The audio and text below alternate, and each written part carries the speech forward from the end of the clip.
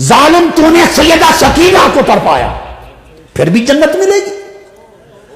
تو نے علی اصغر کی جان لی تیرے لشکر نے، پھر بھی جنت ملی۔ علی اکبر چھینا، پھر جنت ملی۔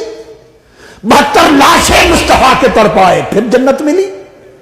نیزے پر حسین کے اور شہداء کربلا کے سر سفر کر کے گئے، پھر بھی جنت ملی۔ تو نے دمشق کے دربار میں اپنی چھری حسین کے لبوں پر ماری اور کہا میں نے بدر والے لوگوں کا بدلہ لے لیا، پھر بھی جنت رہی۔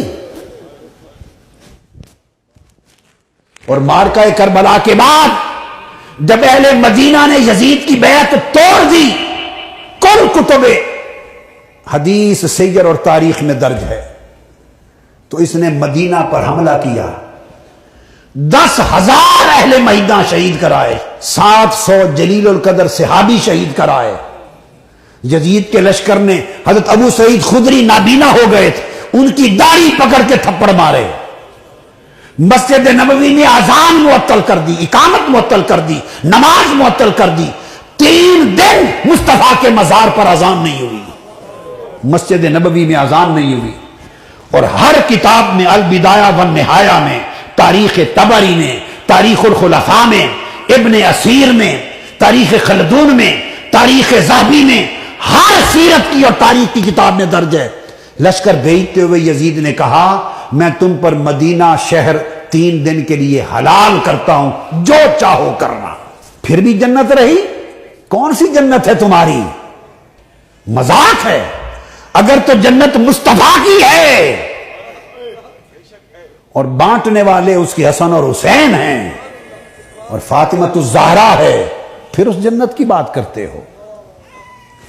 جس نے 3 دن روضہ رسول پر خچر باندھے، یزید کی فوج نے اونٹ باندھے، 3 دن حضور کی مسجد نبوی میں اذان نہ ہوئی، حضرت سعید بن مسیب رضی اللہ تعالیٰ عنہ دوڑ کے گھر نہ جا سکے، فوجی گھسائے اندر، وہ منبر کے نیچے چھپ گئے۔ حضرت سعید بن مسیب تابعی، وہ کہتے ہیں خدا کی قسم 3 دن تک حضور کی قبر انور کے پاس میں چھپا رہا، کیونکہ اذانیں تو ہوتی نہیں تھی، نماز بند تھی، خچر گھوڑے باندھ دیے تھے، تو نماز کے وقت کا مجھے پتہ چلتا تھا، قبر مصطفیٰ سے اذان کی آواز آتی تھی۔ اس نے ادھر مارکہ کربلا بپا کیا اور تاجدار کائنات کو تڑپایا، ادھر شہر مدینہ میں خون عام کیا اور حضور کی قبر انور اور مسجد نبوی کو ویران کیا۔ اور پھر اس کے بعد اس نے لشکر بدلا اور مکہ پر حملہ کیا، مکہ پر، اور منجنیق کے ذریعے پتھروں سے بارش کی اور خانہ کعبہ کا غلاف اور خانہ کعبہ کی چھت اور کعبہ جلا دیا۔